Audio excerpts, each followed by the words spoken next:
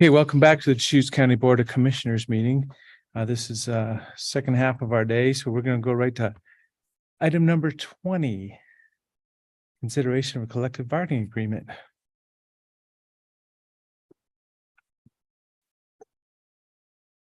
Thank you, Commissioner DeBonne. For the record, Whitney Hale, Deputy County Administrator. I think online we may have Chris Doty and Tim Brownell, Directors of Road and Solid Waste. So I'll go ahead and pause and see if we have them connected.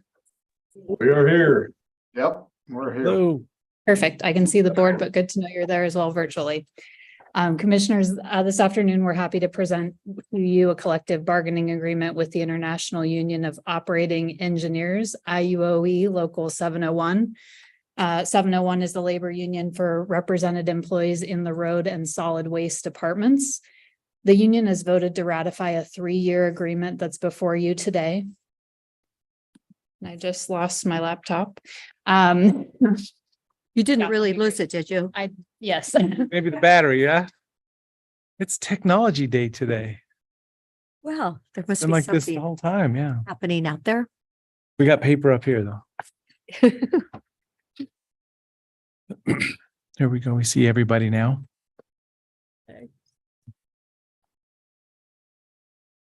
Dave with paper.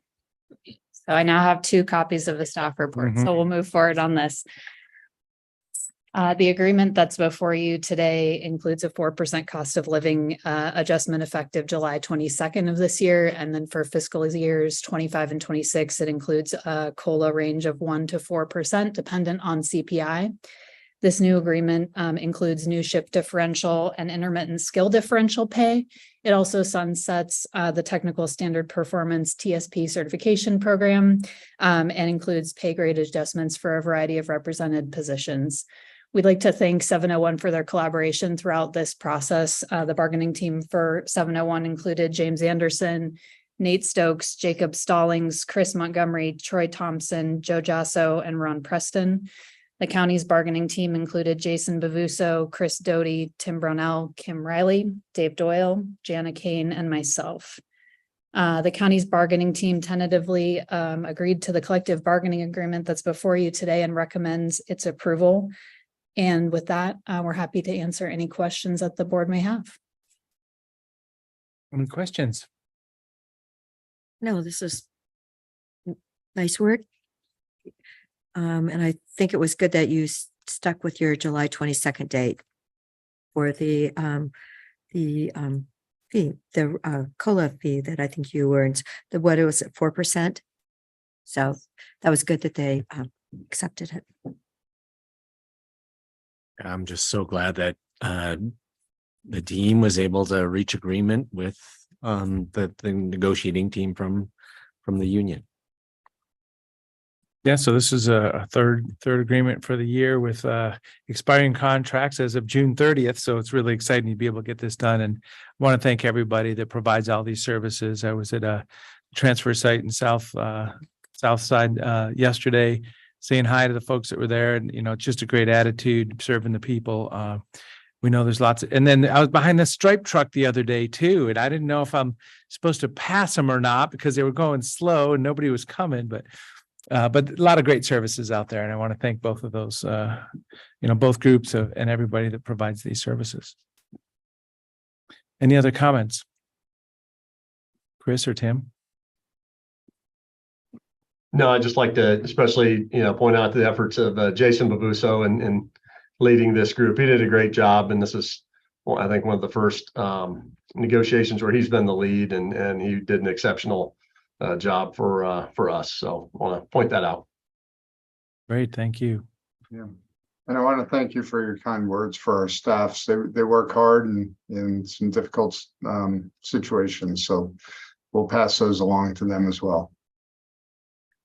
Great. So is there a motion? So move board signature of document number 2023-710, the collective bargaining agreement with IUOE 701. Second. Okay, any other discussion? Seeing none, Commissioner Dare, Yes. Commissioner Chang, Yes. and Chair votes yes. Thank you. Thank you. Very exciting. Thank you, board. Thank you. Thank you. Thank you, teams. Item number 21, Oregon Health Authority funding for Medical Reserve Corps.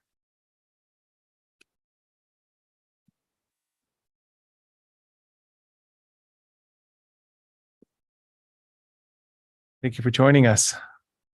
Good afternoon, Commissioners. For the record, Emily Horton, Program Manager for Emergency Response and COVID Recovery for Public Health. And I'm Cheryl Smallman, Business Officer for Health Services.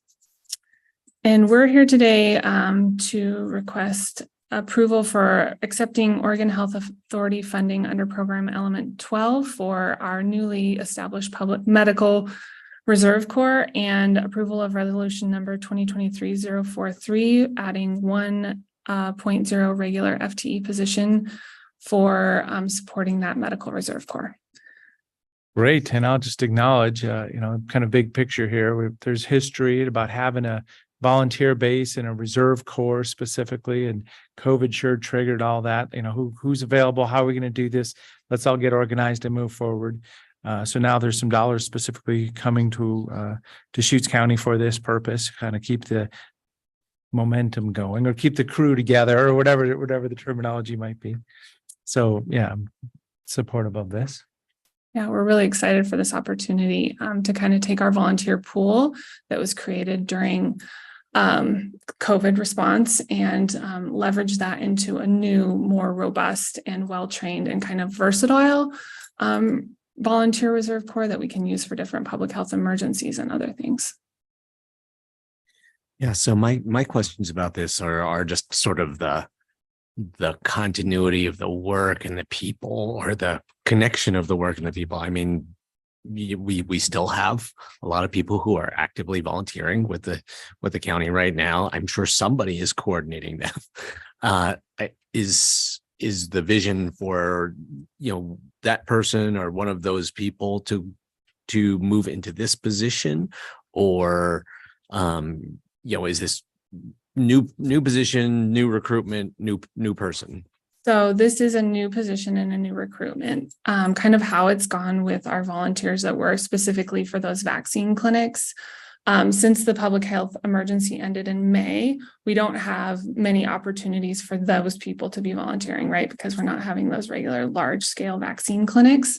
Our public health emergency response coordinator, Carissa, has been managing. She applied for the MRC with me and we have been transitioning those people over from the previous volunteer pool into this new Medical Reserve Corps. Mm-hmm. So approximately 2 weeks ago, we launched the Deschutes County Medical Reserve Corps officially.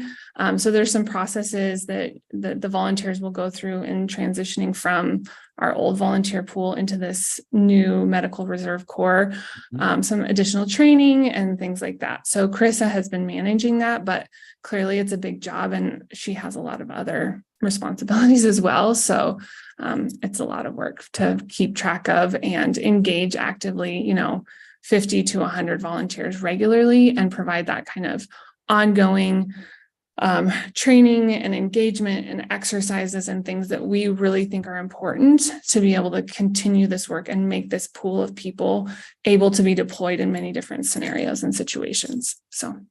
And we didn't really have that before. So we did have an MRC previously, and then we let that lapse. So when COVID hit and we needed all those volunteers, we didn't really have a mechanism for easy onboarding and those volunteers ready to go. So it was kind of a scramble, and we don't want to be in that situation again. So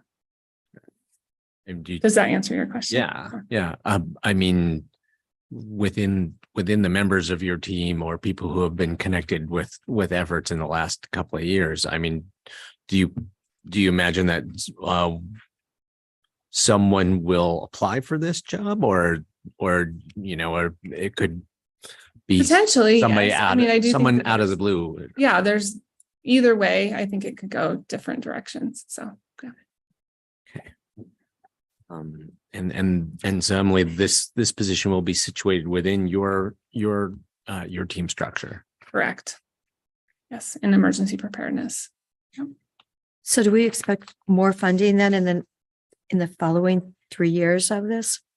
So there's no guarantees of additional funding through this particular grant. But one of the reasons we applied to be an official MRC is because there are more funding opportunities through the National Medical Reserve Corps organization. And we hope that that will continue. Well, yeah, so I mean, a couple of years out, we may have a conversation about this, but hopefully there'll be some other resources. As I say, it's good to keep the momentum going right now, figure out the value and preparedness and tabletop exercises and, just making the relationships is what it's all about. We know that, especially from the fire world. As soon as something happens, you show up at an event, incident management, and you recognize people. So that's a real good value. So I mean, we'll acknowledge we're basically getting receiving funds for this for the first couple years, and then in year 3, we'll see where it goes. There's no further questions. I'll move approval to accept Oregon Health Authority's funding under Program Element 12 for a Medical Reserve Corps. I'll second. Any other discussion? Seeing none, Commissioner Chang, Yes. Commissioner Adair, Yes. and Chair votes yes. So then another motion for an FTE. Go ahead and make it. As well. Move approval of resolution number 2023-043, adding 1.0 regular FTE position and increasing appropriations within the Health Services Fund and the 2023 to 24 Deschutes County budget. I'll second it. Any other discussion? Seeing none, Commissioner Chang, Yes. Commissioner Adair, Yes. and Chair will vote yes. Thank you. Thank you so much. Thank you. It's an exciting new funding opportunity and staffing opportunity. Yeah, we're very excited. Thank you. Okay. Working right through our schedule here. So item number 22, deliberations, rural accessory dwelling units, text amendments. Good afternoon, Commissioners. For the record, Will Groves, your planning manager. I am filling in today for Kyle Trump, who's on a well-deserved vacation. Okay. I have for your deliberating pleasure, oversized copies of the matrix.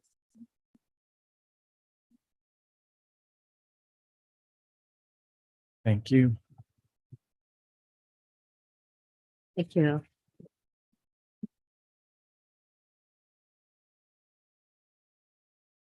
So this is the time and place that you have set for deliberations on the rural ADU text amendments that you directed staff to set in motion. These are pursuant to Senate Bill 391 and 644. And these follow on a board process that included a work session on July 24th, a public hearing on the 26th, and instructions to keep the written record open to today with deliberations. That's an unusual instruction, and so I wanted to let you know that I just checked as of the beginning of this item, and there were a couple of public comments that have been received. There are 3 public comments that were on the website as of this morning, 2 in support, 1 in opposition. Those are in the record. In addition, there was 1 additional public comment in support of making ADUs available to provide needed housing. And with that, I will begin into the matrix unless you have any initial questions or thoughts. Just to clarify what you just said, you said 2 were in support, 1 was in opposition, and then there was another one. Yeah, so there's one that you haven't seen before. This is an effect of having the record continue to the beginning of the deliberation, and it was in support as well. In support. Okay. Yes. All right. Thank you. Thank you for requesting the clarification. So deliberation item number 1, we've got a question at the outset, and it is if you would like to see these ADUs prohibited entirely or considered for allowance with additional options. This is a kind of a threshold question that if you weren't in fact interested in proceeding, could end the process at this point, or if you wanted to continue on into the matrix, we could look at the details. I think we're all pretty excited to move forward. Yeah. I'm supportive of proceeding. Yes, please. Okay. Yes, thank you. Easy one. All right, so this second question has to do with usable floor area. So under Senate Bill 391 and 644, the ADU can't include more than 900 square feet of usable floor area, but that's undefined in the Senate bills and administrating statutes. So Deschutes County was given an opportunity to define what that means. In the current draft of the amendments, it has it as the area of the accessory dwelling unit included within the surrounding insulated exterior walls and exclusive garages, carports, decks, and porch covers. During the course of the record, hearings, other materials we collected, a number of potential alternatives or refinements were identified that could be used alone or in combination. There were 5 of them. The first was to require that the 900 square feet apply to the entire ADU structure, including garages and accessory components. So a strict 900 square foot box for the entirety of the use. Second was to set a maximum size limit to accessory components to the ADUs, such as attached garages. So that the ADU would be 900 square feet, but other garages could be allowed and they would be subject to specifications. Third would be a prohibition on certain features in non-usable floor area portions. And that would be, for example, if an area is a non-usable area, it's precluded from having a stove, a sink, a bathroom. Some other similar code provisions include these types of restrictions. Number 4, restricting the accessory components of the ADU to non-conditioned area. And that's a defined term in the Oregon Specialty Code. And that means heated to a temperature that would be comfortable for people and or cooled to a temperature that would be comfortable for people in the summer. 5th option would be, this is something similar to the City of Bend's approach to this. And they say where there's accessory or components attached to the ADU that cannot be accessed from the interior of the ADU. So you basically have to step outside to get into these other parts, that they are not counted as part of the ADU. There's also an exclusion under their provision for allocated space for parking, so garage areas. The Planning Commission on this one recommended that the first option under these alternatives, the 900 square foot box, that's it, would be recommended. And it's now before you to pick these or other options, and I'm available for questions about them. Oh, but the Planning Commission then, in their second recommendation, they modified their. Yes, to include that because they had aligned with the staff proposal. Thank you for that clarification.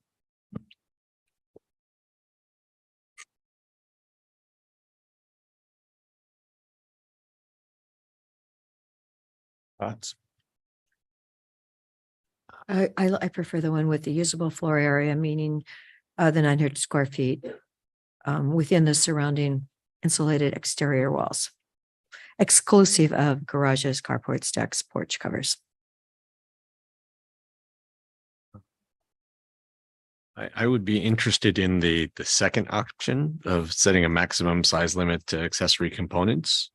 So 900 for the usable floor area, and then some other threshold for the other accessory components. Recognizing that there are people currently have the opportunity to do other accessory buildings if they want. So I mean, maybe we could maybe it could even be like a 2-part thing, 900 square feet usable space, X threshold for, the other parts of the ADU. But if you want to kind of give up opportunities for even additional accessory buildings, then you could have a bigger, you could have more space for, the accessory parts of the ADU. That's getting kind of complicated, but I mean, the intent would be just to limit the overall amount of accessory building in addition to a primary dwelling. And I would support just keeping it real simple with exclusive of garage, carports, decks, and porch covers. Garage. So yeah, just keep it real simple. Just use the word exclusive. Exclusive of. I would agree with that position. All right, thank you. Ready to move to the next item? Yes. All right, item number 3. This is a question about the 100-foot sighting distance. So under the statutory scheme, a measurement methodology isn't specified for how we are to determine if a ADU is no further than 100 feet from the existing single-family dwelling. In the current draft, the unit is no farther when you measure from a wall of the single family dwelling to the nearest part of the usable floor area of the accessory dwelling unit.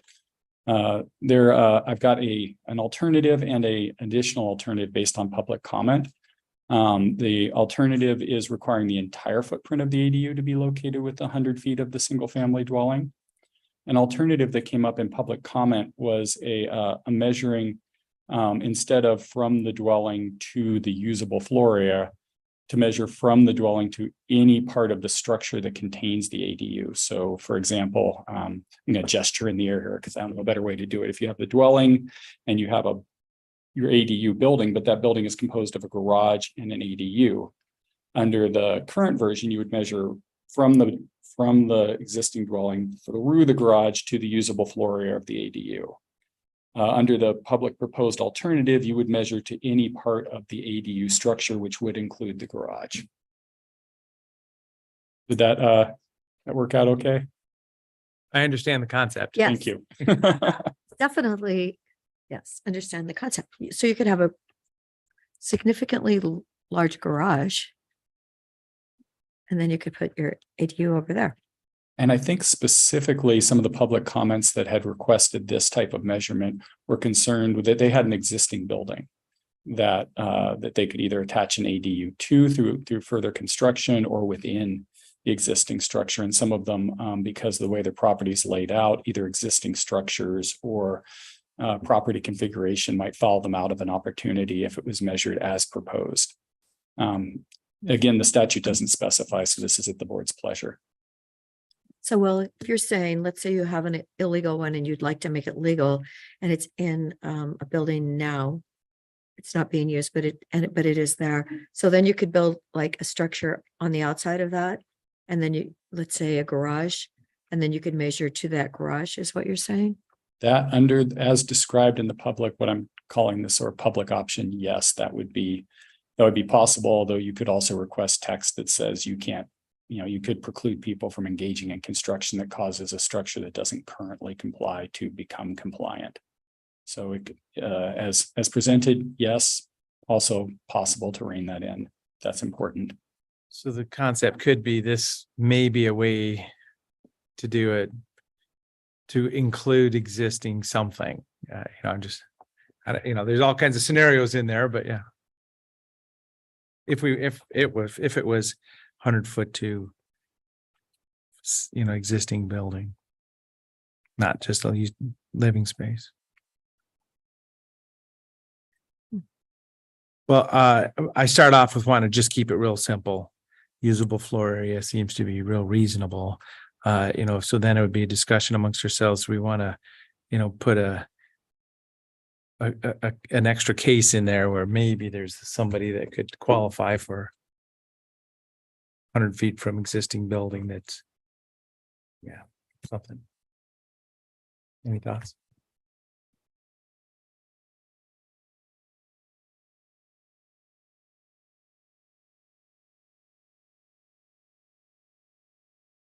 Well, I'm aware of a lot of people have told me that they would really like their ADU to become legal. And the county we are short of housing. So, I'm not sure if this is the right way to go or not, but I'm definitely recognize that I would really acknowledge it would be great for those to become legal.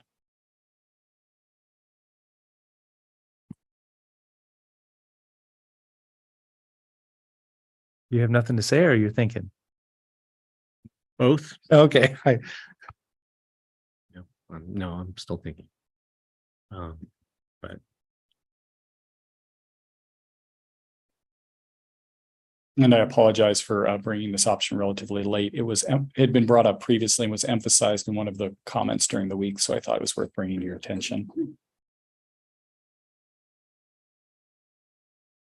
Is there support for the usable floor area to start with? And then we can discuss if we want to, because so the other option is interior to 100 feet. So which way would you go on that, Commissioner?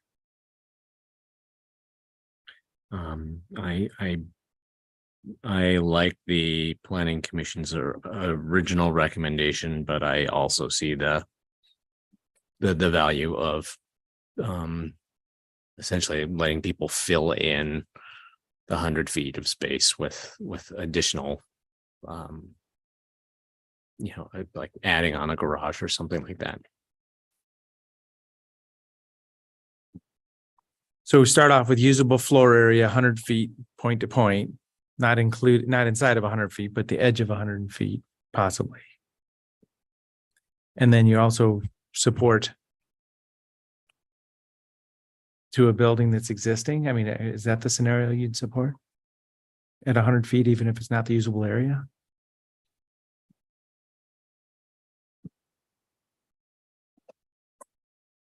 I can support that.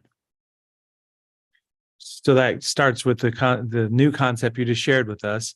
Can we put kind of two steps in there? So we're talking about an existing non-conforming use that could fit under that scenario. Or new construction has to be usable floor area within 100 feet. I see where you're going with that. Yes, so I think that's what we're going. assuming that you go this direction, we would then, at the end of this, and again, if you approved it in whole, we would come forward with an ordinance for first reading that would capture this, and you could give us some feedback at that time if we missed. I think there's some possibility of that. We're making up a concept here, but I think I understand well what you're intending, which would be that new construction would be limited to entirely to the usable floor area measurement, but where an existing structure was in place, that it could be that it would be the entire area of the structure would be a possible measurement location. So, that's exciting knowing that there may be a scenario for an existing non-conforming use. The trick is, water, sewer, electric permits, structural permits. There's all kinds of little gotchas in there too, but I would like this a lot better if, going back to the point before, if the total non-usable floor space for the ADU also had a constraint on it, had a limit on it. this would be existing. Yeah. I mean, that extra scenario is existing. I mean, Well, so there's a Yeah. concept that we generally support. We'll see it in writing, and then we'll see if we can land that one. That good? It's a great. All right, thank you. Item number 4, and this has to do with protection of groundwater in South County. There's no statutory requirements associated with this. The current draft of the amendment recognizes the vulnerability of the groundwater in southern Deschutes County, and our on-site wastewater division has recommended increasing the minimum parcel size for rural ADUs to 5 acres with the intent of reducing the total population of those ADUs that would be contributing to a endanger aquifer there. And the boundaries of the area identified for this limitation were those as in the Deschutes watershed area studied during the Lapine demonstration project by the USGS. There have been some potential alternatives identified in the record, 4 of them. They include simply prohibiting ADUs in this groundwater sensitive area. Second is to maintain the 5-acre parcel size, but require advanced treatment technologies to be deployed either for the ADU or as a requirement for the existing home to be retrofitted. Number 3 would be to set a larger or smaller minimum parcel size, which would increase or decrease the potential population of these ADUs in the groundwater impacted area. And then finally would be to remove those requirements and allow properties to qualify as they would in other areas of the county. So being a resident of the area, I don't go to the 5-acre minimum parcel size. I do support 2-acre minimum, knowing that that'll trigger septic upgrades. It'll trigger the fact that we do want to protect good groundwater. And I just, see that that's an opportunity. They're still going to have to, do the water and septic upgrade requirements as our sanitarian requires. So I'm just letting you know, I wouldn't support limiting it to 5-acre or So bigger. are you suggesting a 2-acre threshold with advanced treatment systems required? No, I wouldn't specify that. My understanding is most systems are ATT systems required anyways. But if there just happens to be some higher elevation property somewhere, I mean, I wouldn't start there, no.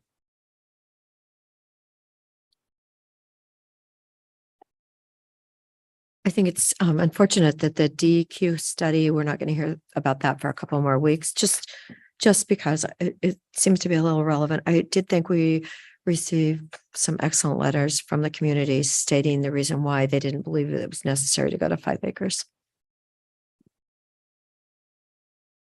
I would support the planning commission's recommendation. I think the 5 acres is appropriate for an area of groundwater quality concerns such as this. So hearing the board, it sounds like option 4 here, which would be removing special requirements for this area to size, and it would they'd be governed by the 2 acre limit that covers all ADUs. Thank you.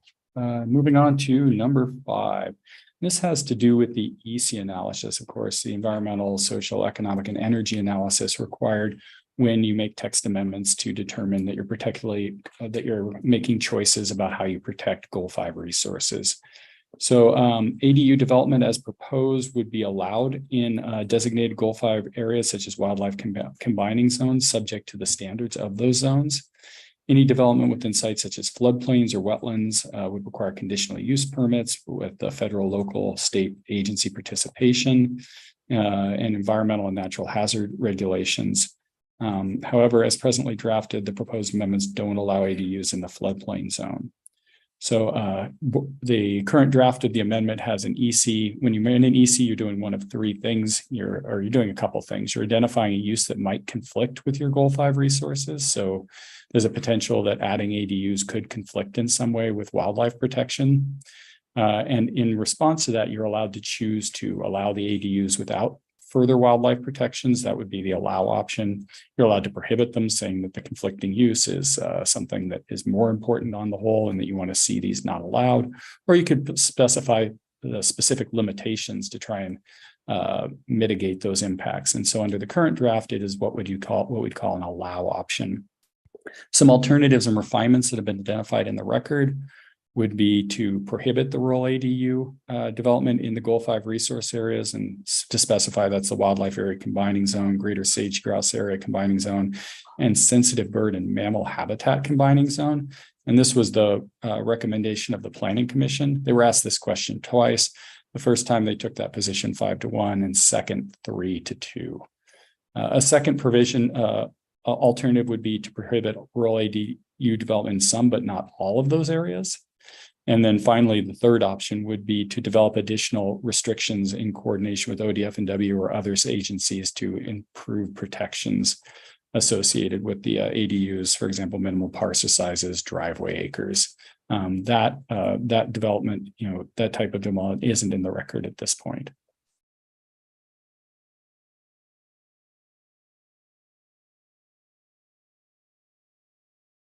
So I see this as kind of an on-off switch for all of southern Deschutes County again because of the wildlife area combining zone. So I mean, I think the current amendment standards does read appropriately. Let's acknowledge it. Let's respect what's going on here. Floodplain, conditional use. I think there's referred to. Is there conditional use in there? Oh yeah, for floodplains. Or floodplain zone, yeah. So as I say, I think, that's a good starting point that I still support, which means, yeah. We'll see where that goes. If I understand correctly, there aren't prohibitions on development of other kinds of accessory buildings in the wildlife area combining zone. That's correct. So, to restrict accessory dwelling units when you could put a whole bunch of other accessory buildings on your property doesn't really make a lot of sense to me. So I appreciate the concern about the sensitivity of wildlife habitat. So I would I would be inclined to go with the third option here to develop additional restrictions in coordination with ODF&W to allow rural ADUs in the wildlife area combining zone, but mitigate the impacts.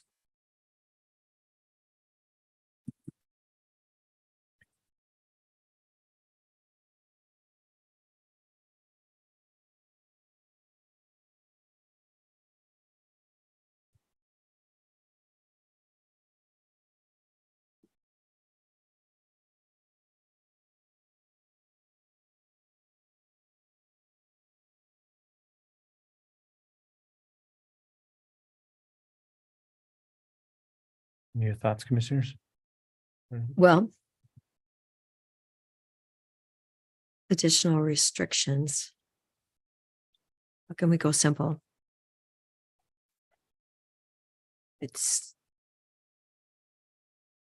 You're saying that a lot of Lapine will be restricted out then. Yeah, the significant portions of the residential areas that would otherwise be eligible would be restricted under the Planning Commission's recommendation. Or precluded under the Planning Commission's recommendation from having ADUs. Okay. We're talking about 800 something parcels total. I think that's the number. Is that 800? I'd have to look that up. I apologize. While you're thinking, I'll see if I can find it.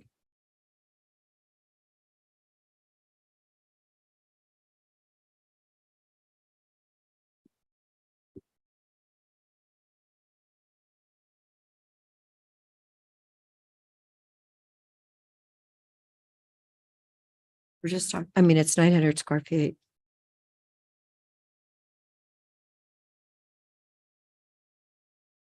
So as I say, they're, well, 800 parcels. When you think of up and down Day Road, everything's 1 acre there. So it's really just other parcels all spread out. But Day Road 1 acre wouldn't work. That's my point. I mean, Right. it's not where all the Okay. 1 acre parcels are.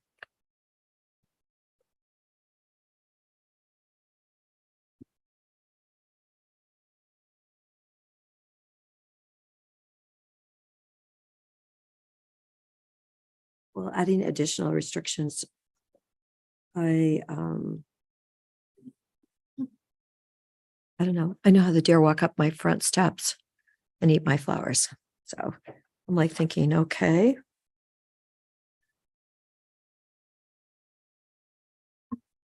Well, would you want to hear some input on that, or would you support kind of the proposed current amendment standards that were like that third column over? The third column. Let's see. Are you talking about the second commission recommendation? No, the current amendment standards. Okay. Current standards.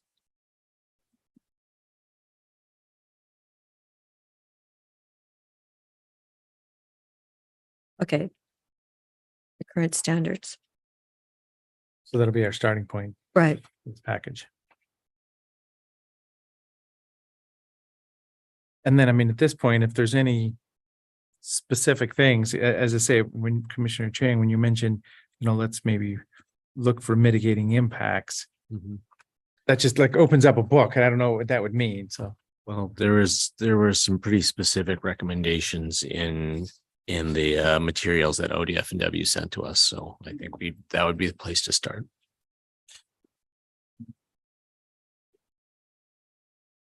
okay, well, so let's proceed with current amendment standards with this discussion at this point, and we'll see where we go. All right, thanks for that guidance. Moving on to item 5, moving on to item 6. And apologies, this is convoluted. There's some history associated with this. This has to do, of course, with the relationship between the ADU legislation and the state wildlife hazard maps for fire. And under Senate Bill 644, counties were given an opportunity to take a kind of a two-prong approach to the wildfire hazard maps and the precautions with regards to fire to which ADUs would be subject.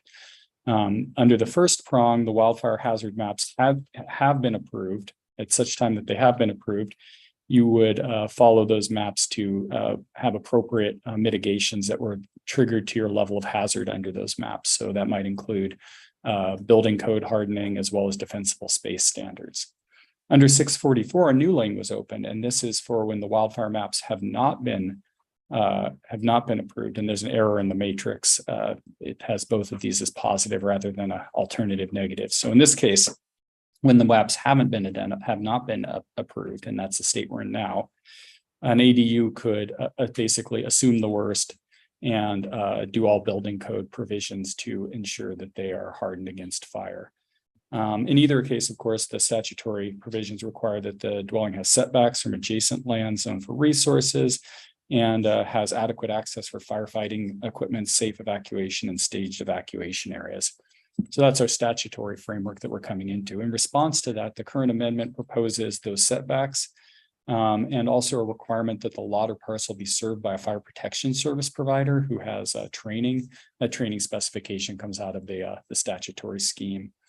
That there needs to be designated stage evacuation areas and safe evacuation routes. And there also has to be adequate access for firefighting equipment and safe evacuation and staged evacuation. And so there are two, in the current amendment, there's a two-prong approach that you can either show that you meet prescriptive standards, clear and objective standards under new sections 18, 116, 355, and the parallel Title 19, section 1992, 160, or in the alternative, you could go to your fire department, and if they acknowledge that they can serve the property and they're satisfied, then that would be a basis for finding that that had been met as well. So clear and objective option, meet a number of prescriptive standards. Subjective option, which is allowed in the alternative under ORS 197-307 sub 4, is basically if the fire department is happy that they can get there and will sign off on it, then that would also be a finding that it's that fire protections have been met. Some alternatives have been identified in the record. One would be to delay the rural ADU legislation for those hazard maps to be released, and this was the recommendation of the Planning Commission initially, and then given the new provisions of 644, they recognized the two lanes that were now possible. The second one would be to require all rural ADUs to contain fire sprinklers. This was a specific request of the Lapine Fire Rural Protection District.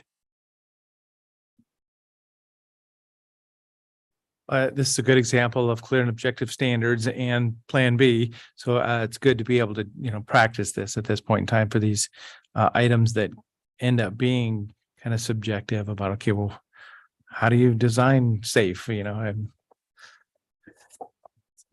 Thoughts? I mean, I thought that SB 644 took care of this for us, but I'm a little, I'm not, I'm a little puzzled by what we need to parse through at this point. Sure, I could give some feedback on that. So the statutory provisions don't specify everything about how fire should be about fire safety should be approached. So staff initially made choices, public had input, the Planning Commission engaged with the draft amendments. So what it means for there to be safe access or adequate fire access or evacuation routes.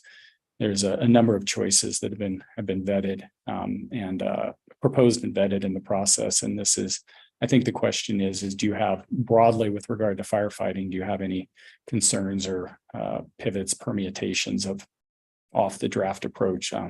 There's certainly more restrictive options, less restrictive options that could be out there, but generally in the comments that we've received, people have not generally been interested in pulling kind of all the available levers. There were these two alternatives that were identified as potential approaches, but just looking for sort of an overall blessing or just a moment to capture any concerns you might have had with how the amendment deals with fire safety.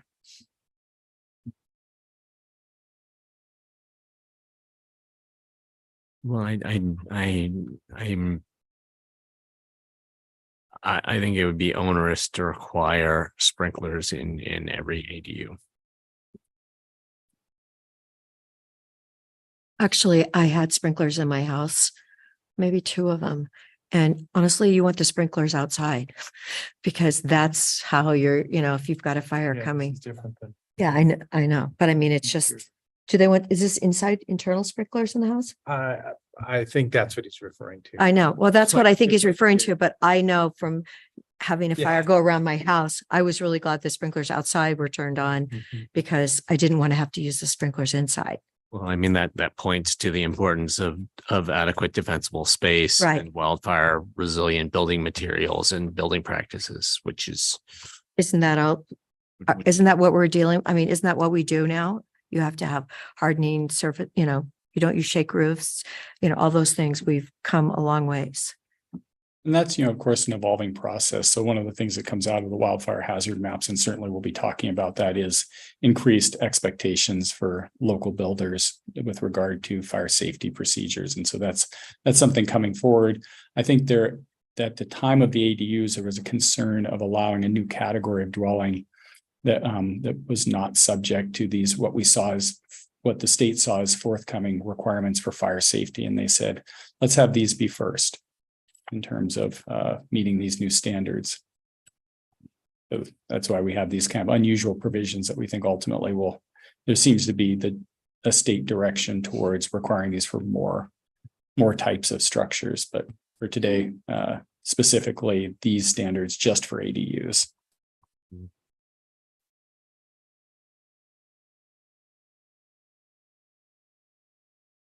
So to address that kind of access and egress considerations that are being raised here, I mean, what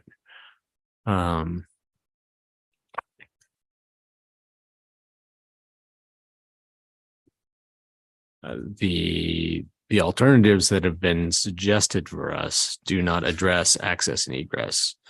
So well, what would it look like for us to address those things in our local rules around ADUs? Certainly. So, I didn't highlight there are, of course, as I described, potential pivots. So in the current version of the draft, what constitutes, for example, access would be a continuous minimum 20-foot right of way with unobstructed vertical clearance of not 13.5 feet, real standard firefighting standards. Right of ways are public roads that have maintenance accepted by a local or state government or a homeowners association. Could also include private roads with maintenance responsibilities to the homeowners association. Also driveways also to a similar standard, but also including a all-weather surface that's asphalt or concrete. So a fairly robust driveway, or in the alternative, some other surface that is an all-weather surface that will carry 7,500 gross vehicle weight.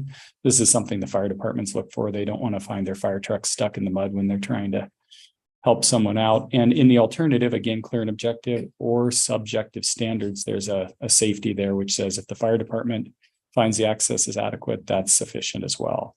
So there's a default, which includes either paved driveways certified to meet a weight requirement. So, robust gravel driveways, or in the alternative, something the fire department's happy with. But that gets us squarely into subjective. Right. And so that's definitely the A and B. Well, and remember that the clear and objective, you have to have a clear and objective option, as I've referred to it, on the menu. And once you have that, then you can offer developers subjective alternatives. Robust gravel driveway. I mean, how do you confirm? Because there's a lot of gravel driveways, but. And so that is something that is designed to support a minimum GVW, gross vehicle weight, as certified by an engineer. So because this has to be in a clear and objective standard, we were in a bit of a pickle here. There's nobody. Have we done that before? Is my question. Yes. And so this is the go-to in the forest zone is the approach that comes with this. So, Okay. But it also, we've certainly run into difficulties where certifying these roads, getting an engineer to certify a driveway isn't, it's not nothing. You're hiring a professional, come out and evaluate your driveway and make sure it's constructed and maintained to a standard. And that has been, that can be a medium heavy lift. It'll be a couple $1,000s of rock for somebody as soon as they're like, I gotta do what? So they're but that's good to understand up front. Yeah, as the clear and objective option. And Yeah. then, of course, anything that the fire department is certified with, is satisfied with, will also be accepted in the alternative.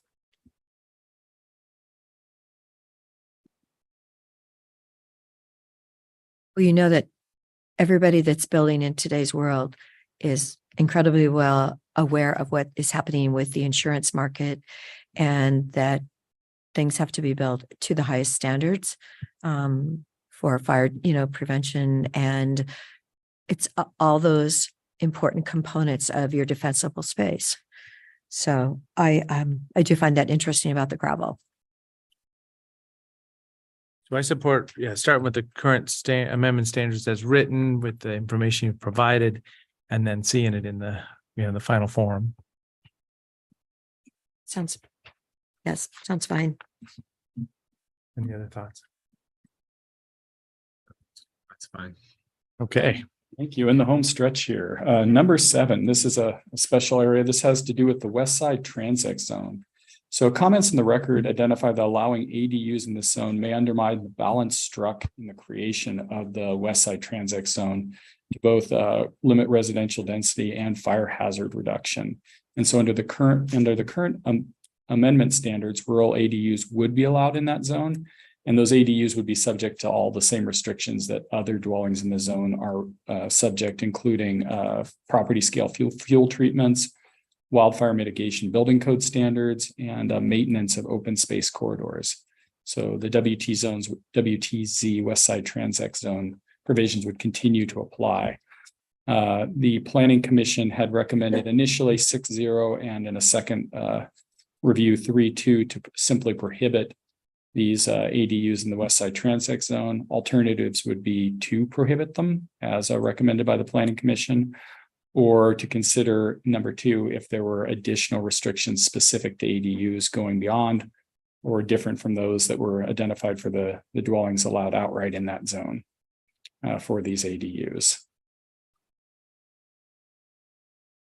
Will, can you remind me, in the West Side Transect Zone, are they on municipal water with fire hydrants? Unfortunately, I didn't work. Are they, Nick? Thank you. Yeah, and Peter, I think Peter can confirm water, yes, but not sewer. Water, yes, and fire hydrants. I think so, but I would have to confirm. That was what I remembered, but I wasn't sure. Commissioner, I'm seeing, Tark's not. yeah, it appears, Tark knows, which is, yeah. Oh, good. Yeah, thanks, Tarek. Greetings, Tarek Rawlings, Senior Transportation Plan. I just had to look this up yesterday. There's a joint agreement between City of Bend and the original, I forget the name of their development group, which included just the water use, but for utilities, including hydrants and fire response, but also mostly a lot of language about residential use. So I just looked at that yesterday.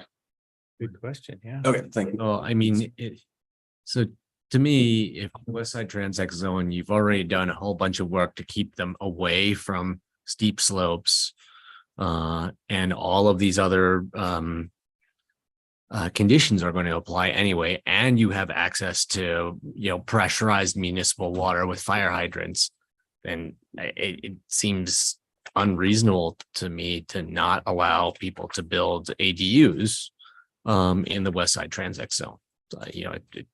It's already, there's been a number of things that have been done to make it wildfire resilient already. I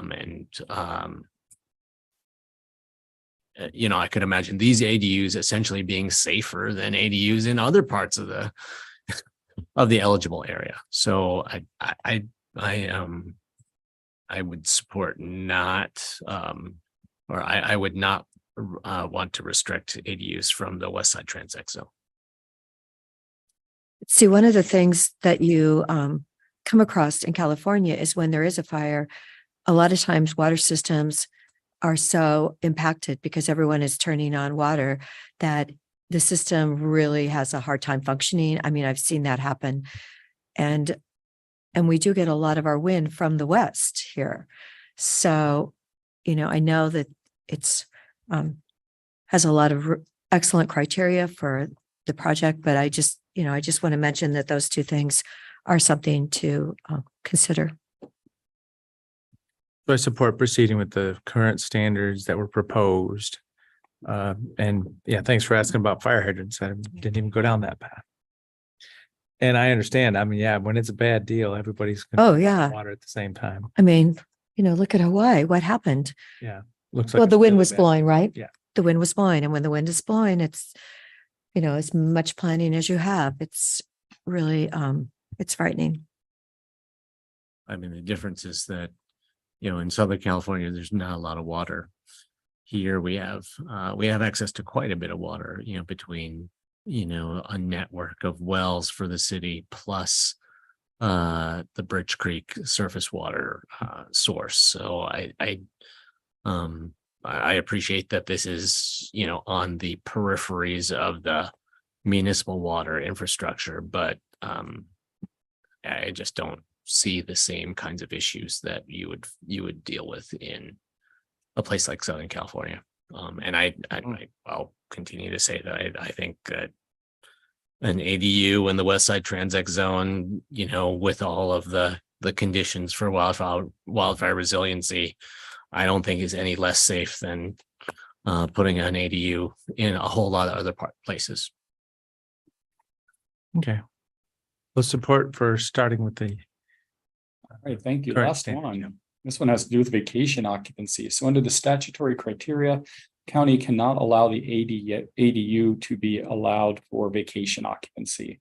And the current amendment standards responsive to that require the applicant to sign and record with the county clerk restrictive covenant stating that the ADU will not be allowed for vacation occupancy.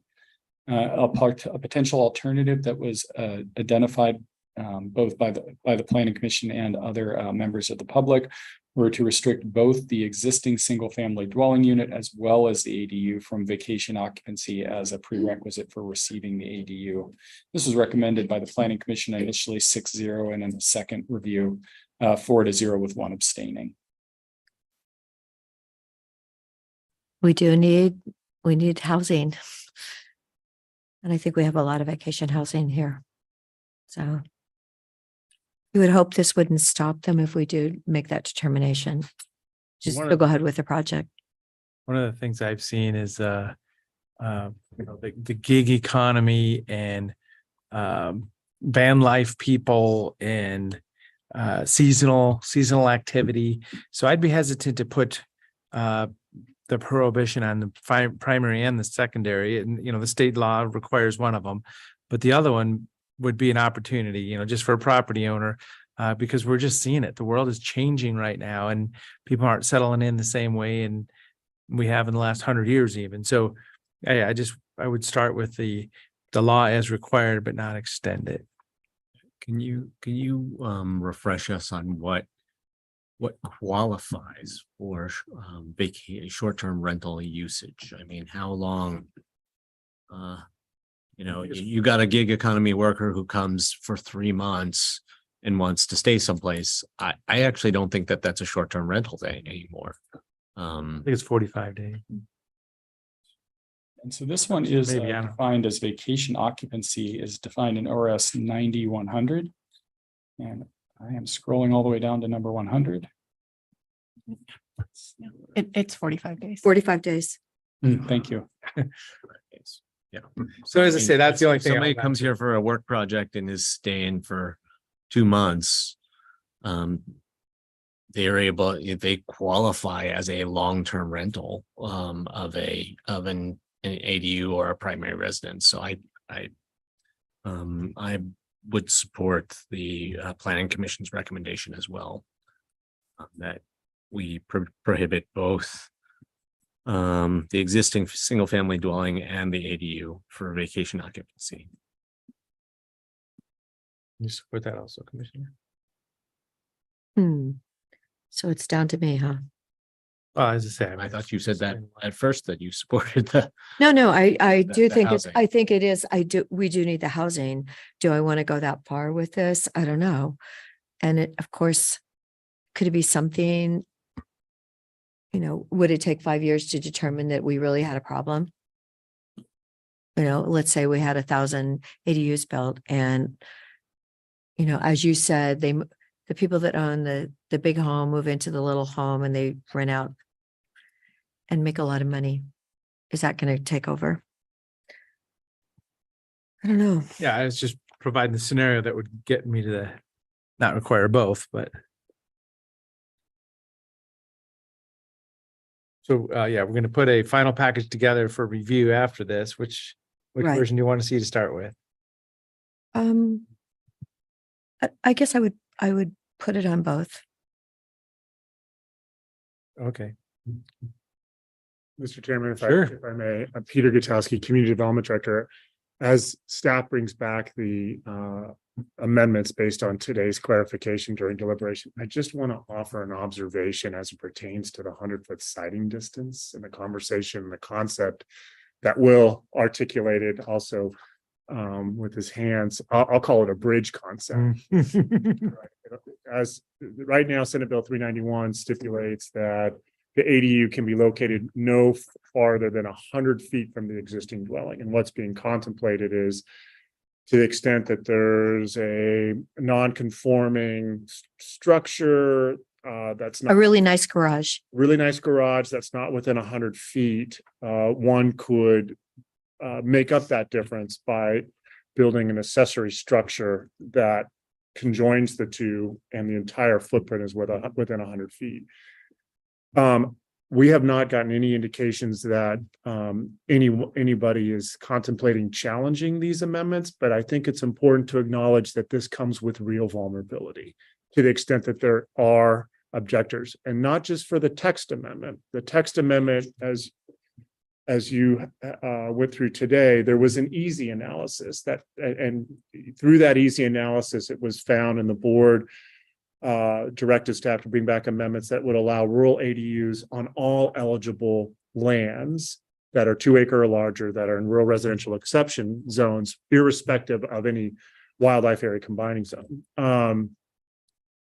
That easy analysis was structured based on the fact that the way Senate Bill 391 was codified is that there's some limitations physically in terms of where you can put that ADU. And that analysis essentially said, that those impacts are taken into consideration. There's this 100-foot distance. What the bridge concept acknowledges is that there's a lot of variables where you could have this garage. And how do you structure an easy analysis to evaluate those variabilities? Some may be within a couple 100 feet. Some could be even further away.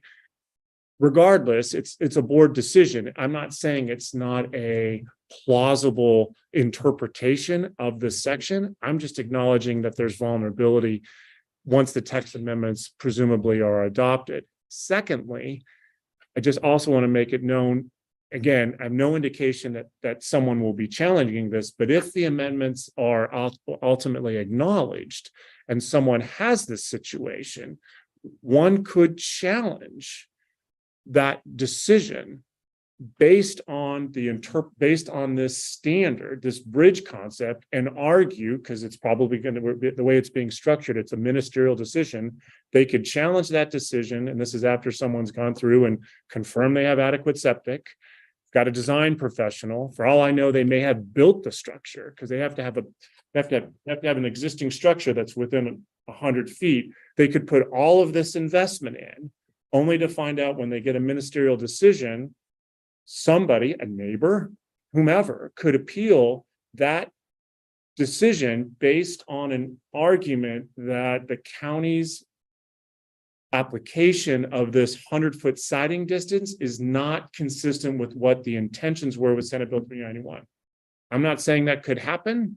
I just want the board to make an informed decision and understand the vulnerability there that could come with that, especially that latter circumstance where someone could have spent a lot of resources to try to bridge that gap, only to find themselves in litigation. So yeah, and I think the scenario that I was envisioning is an existing structure as of the date, now or whenever it is, not to be able to build something and build a bridge, but an existing structure on the ground today. So I don't know if that's what I was envisioning. if there's a scenario that could be for existing non-conforming Garage that's within 100. That, with an existing, partially permitted something. okay, we'll bring. So, we'll see, but that's good information. Yep. But if there's an existing structure that's already within 100 feet, then whatever process people use to, bring that out of the shadows, they're already within 100 feet. So I'm not quite sure what we're talking about here. I'm thinking of people that have something within 150 feet. And I'm like, oh my gosh, can you not pull the tape and make, keep pulling it? And those are the people that it's unfortunate. And I know I looked at a property that had something and they said, oh, well, this is an illegal apartment and you can't rent it or anything. And it's illegal, but somebody had built it. And so just thinking of those spots, and I know there's more than one in this county. And what do we do to help them? And I kind of along those same lines, I'm somewhat open to the bridge idea. If you're pretty close to 100 feet, but you're not quite there, to be able to add on to that. But I also, for me, I would want that to come with a cap on the total non-usable floor space components of the ADU building, because otherwise you can have somebody who's 200 feet away who's going to build 100-foot thing to try to get to 100 feet, which that's a lot of extra building. And that certainly is where, if we want to talk about, impacts to, wildlife habitat connectivity, you build some long, skinny 100-foot thing, you're blocking connectivity. Yeah. Well, and I think there's a lot of common ground here. We're toying with how can we do something for non-conforming existing uses, but this may not be the environment for that in the end. So, but we're starting with something maybe we can see on paper, but yeah, well. Yeah, and thinking about item 3, and I'm glad that Peter came up. Those are some important considerations, and certainly the stability of an amendment in the face of any appeal is one consideration the board might weigh. It may be, and I'm thinking out loud here, but I think it may be that it may be more defensible rather than to allow the bridge effectively to come from the ADU, because the measurement to this single family dwelling is not to usable floor area. It may be that the statute as stands allows what I'll style as a reverse bridge. So, if you had a structure that was 120 feet and you built a garage onto the existing single family dwelling, because the dwelling isn't constrained by the definition of usable floor area, these are things that I'm sure that, as they occur, there will be debate about how they occur. It's just a notion that perhaps comes with, doesn't require a specific direction from the board. In terms of our first draft, would you rather see this existing structure infill trying to accommodate existing structures through a special measurement technique? Would you like to see that in the draft as I think we've described so far, or would you rather see it as kind of as drafted with the 100 feet to usable floor area? I don't understand the difference. Sorry. Yeah, kind of lost. So do you mind if we return to number 3? I'm unclear. Sure, yeah. Thank you. So, there's an initial proposal which says that the 100 is measured from the existing single family dwelling, and so that any portion thereof to the usable floor area of the ADU. That's the proposal as it stands right now. The permutation we were talking about, the change we were talking about was making some allowances for structures that might be existing. Let's say it's what people call a barn dominium. You've got some sort of living space in another structure, and while the structure is within 100 feet of the dwelling, the usable floor area portion is not. And so there would seem to be some interest in exploring that as a special measurement technique relating to structures that exist as of the date of the ordinance, for example. Is that could be simple like that? Would Yeah. you like to see that as Simple is good. okay? And, I mean, this is a legislative matter, so whoever wants to feed back to us on this, please do. And I appreciate the contribution of the bridge potentially being added onto the primary dwelling as opposed to the other. Yeah. All right. Well, thank you. I really appreciate your time and your direction today. This is a moment where we would be looking for a motion, typically one for us to bring forward ordinance for first reading in accordance with the direction and findings in accordance with the direction that you provided today. So I move approval of file number 247-22-000671 TA with the modifications we've done today.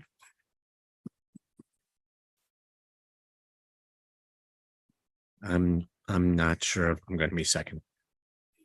I'm 110% supportive of moving forward with ADUs, but some of the provisions that we discussed today, I don't agree with.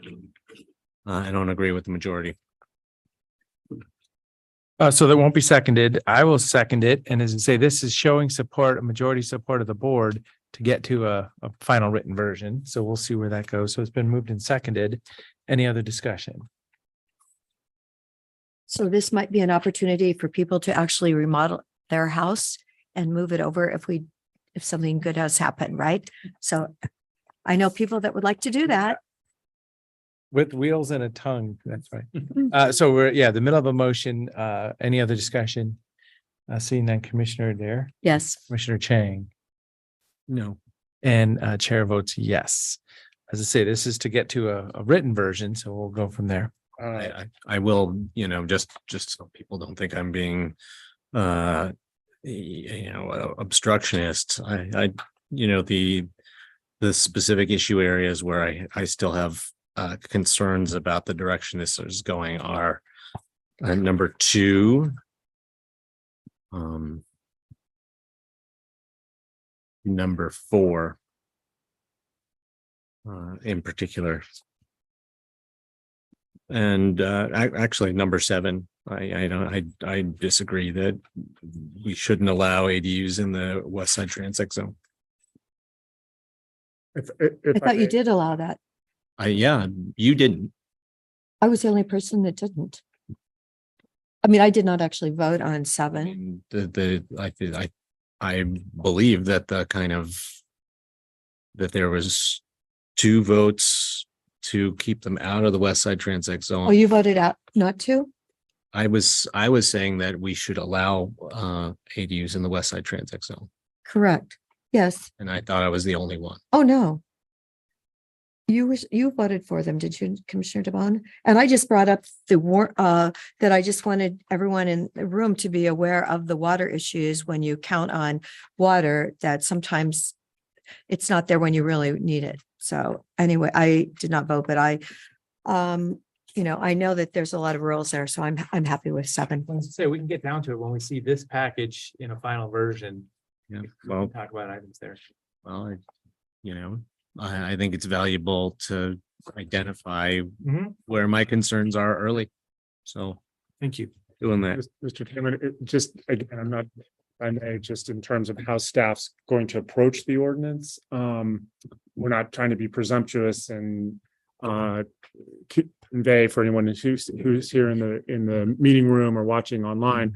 But if the board finds, even with some of the difference of opinion, that there's unanimity in terms of supporting an ordinance that allows rural ADUs to go forward, in an abundance of caution, and also to educate and do and interface with the media and Eric Brion, our kind of public relations expert, we would recommend, we will be recommending for an ordinance that is contemplated for emergency, that that be 30 days or when it's acknowledged, meaning that there's no challenges, or if there is a challenge that has been resolved by the courts, whichever happens first. And the reason for that, again, is there's tremendous investment and analysis that goes into determine if one's eligible property can accommodate an ADU in terms of septic,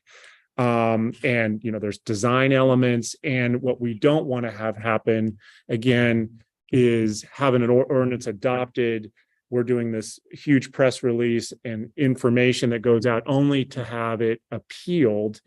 And people have residents, investors are finding themselves assuming that they can go forward and take advantage of these. Getting half of the information and finding. Yeah, and finding that it's subject to months and months of litigation. So that was the again, not trying to get ahead of it. I'm not at all suggesting that the board has adopted these amendments, or if they are going to adopt it, it's going to be by emergency. But if it is, that would be our respectful request, is that be a 30 days effective date, or when the amendments are acknowledged, and that'll give us plenty of time to get the word out. And if it's, an appeal to the Land Use Board of Appeals is within 21 days. So if that were to happen, we can educate everybody that there's a pause, that the amendments have not been acknowledged, as the amendments are subject to the Land Use Board of Appeals. Just something for your consideration. Thought this was appropriate now than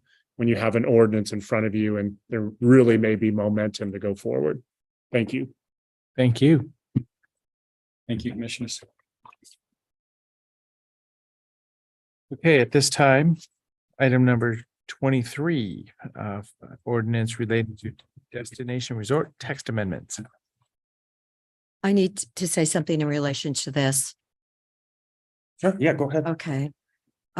After spending a considerable amount of time reviewing the extensive record, including over 570 public comments, and upon further reflection, I wish to make a motion to reconsider the motion and the vote that was previously taken.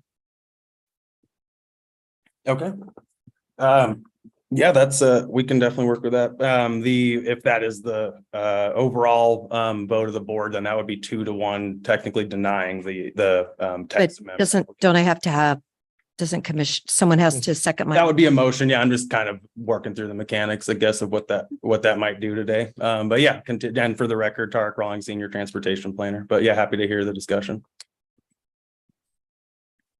Okay, so we're deliberated towards this ordinance package. Today was scheduled for a first reading. Now, Commissioner Dare, you want to reconsider. Right. So taking a half a step back, that would be, if you're proposing that we take a vote again on Correct. support of proceeding, is what I'm understanding. Okay. So that changes this agenda item, but at least the topic is the same here.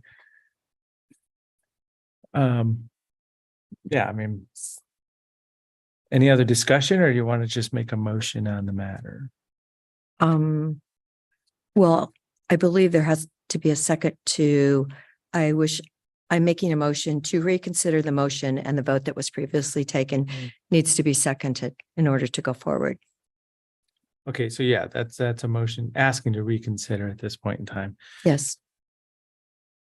So seeing what's going on here. Yeah, I will second it. As to say, this is, yep, I'll second it. So motion to reconsider and seconded. Is there any other discussion? So this will be for the minutes that we're changing gears on this. Seeing none, Commissioner Dare. Calling for the vote. Yes, I want to reconsider. And Commissioner Chang. No. And Chair will vote yes. So that's taking half a step back now. Instead of getting to a first reading, we're reconsidering. As I say, we had a motion previously. Yeah,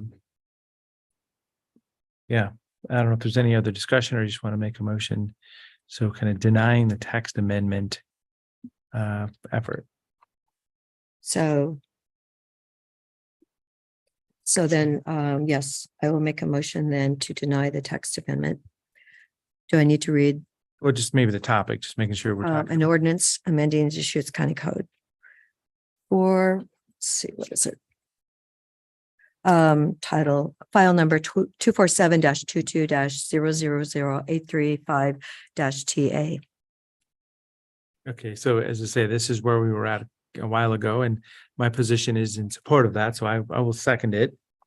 Any other discussion? Seeing none, Commissioner Adair calling for the vote, Yes. Commissioner Chang, No. and Chair will vote yes. So that has reversed the previous deliberation decision, and this ordinance won't be proceeded with today. Exactly right. Yeah, thank you for saying that last part. That was all I really had to say to end it with. So yeah, this won't move forward as long as that's the 2-1. And I'll kind of let the applicant know and we'll move on from there. So thank you very Okay. much, Commissioner. Great, thank you. Okay, and last agenda item, we may have other items or executive session yet today, but that last agenda item, item number 24, accepting a petition to incorporate City of Mountain View as a proposed name and setting a date for public hearing. Good afternoon, Chair and Commissioners. For the record, Nicole Mardell, Senior Planner with Deschutes County Community Development. And today I'm here to follow up from Monday's work session. We utilized board guidance on setting the public hearing date, time, and testimony limits for a public hearing to consider the petition to establish the City of Mountain View. So staff has incorporated the one minor change from Monday's discussion to extend the petitioner's argument allotted time from 30 minutes to 45 minutes. But otherwise, staff is here as essentially a formality to get your formal approval and board signature of ordinance number 2023-033, accepting the petition and setting the date for public hearing for petition for incorporation of the City of Mountain View. Great. So this is still not the time to ask substantive questions. Mhm. It's all just about process. That is correct. Yes, at this time, we're looking for approval to set the date for the public hearing, and staff will return for a work session to discuss the application more thoroughly prior to the public hearing. And the proposed date, the date in the order is September 20th at 9 a.m., our regular board meeting in this room. That is correct. So yeah, people are ready to get engaged with this one, just like you asked, but it's just time to acknowledge that it's coming and set a date for the discussion. Is there a motion to accept this? So moved to accept the petition to incorporate, to move the board signature of order number 2023-033, setting the public date hearing of September, 20th? And parameters to consider the petition to incorporate the City of Mountain View. Sorry, got the last. It's been moved and seconded. Is there any other discussion? Seeing none, Commissioner Dare, Yes. Commissioner Chang, Yes. and Chair votes yes. Thank Here we go. Okay. So at this time, other items. Whitney is here. Oh, you're in the back. She's back there charging her laptop, maybe. Couldn't tell. Brought paper with me this time. Oh, and paper. Commissioners, we received a note from Sergeant Garrity with the Sheriff's Office related to a grant application that COIC is putting forward to the Department of Transportation. And these grant funds focus on evacuation and looking at areas of highest risk when it comes to evacuation routes in Central Oregon.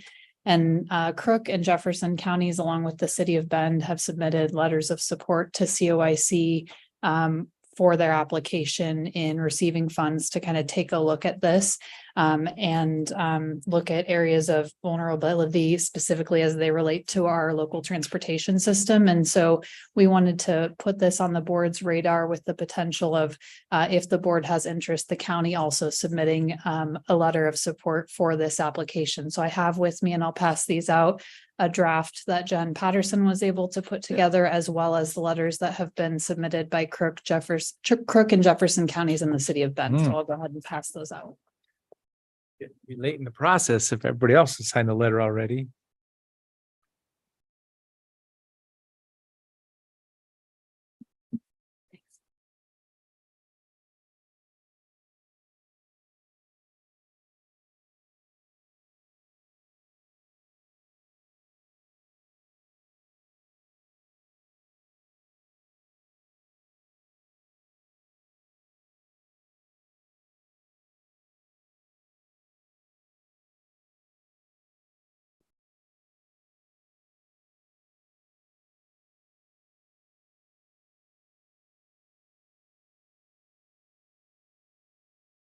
Thank you. Oh, I did that one. Oh, the one you gave, is that one? Oh, that's our, oh, we actually got it. Okay, good job, Jen.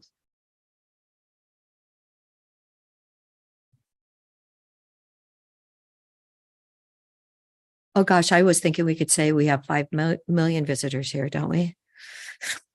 Because the city said that we have 3 million.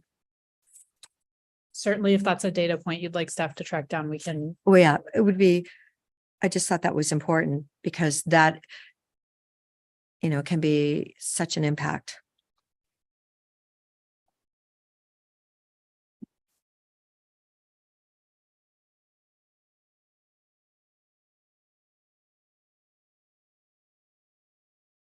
So COIC's application to the U.S. Department of Transportation.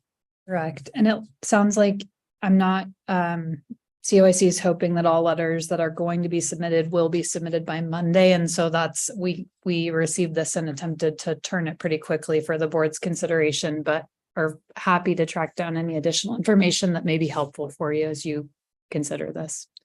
So also, Yeah, I just think the number of visitors is really impactful. Okay. but I'm supportive of a letter, even if it slightly changes. I mean, it's and be a good project to look at. Definitely. And we were just talking about, ingress, egress for anything. So this is kind of an important topic. Yeah, I'm totally happy with this letter as drafted. We could add visitation numbers as necessary. Okay. I suspect whoever's reviewing the letters of support is only going to look at who they're from and not actually going to read the Well, substance of it. I think that we can track down visitor information and make that addition. Is there any other changes that the board would like to see to the initial draft that was prepared? You could just use a teenier font and you could get it all on one page. Say use a bigger font so you can read it. Okay. All right, we will make those adjustments and get this routed for signature and with the goal of getting it back to COIC by Monday. Is there a Do motion? we need a motion? I so approve the letter to the Honorable Pete Buttigieg, Secretary of Transportation, to support the COIC project. Second. Any other discussion? Not seeing none. Commissioner Adair, Yes. Commissioner Chang, Yes. and Chair votes yes. Thank you. Thank you. Any other items, Nick, specifically? Not none on my list today. We just have the executive session. Okay. Yeah. So then, any other items from commissioners? Nothing for me. Commissioner Adair? Nope.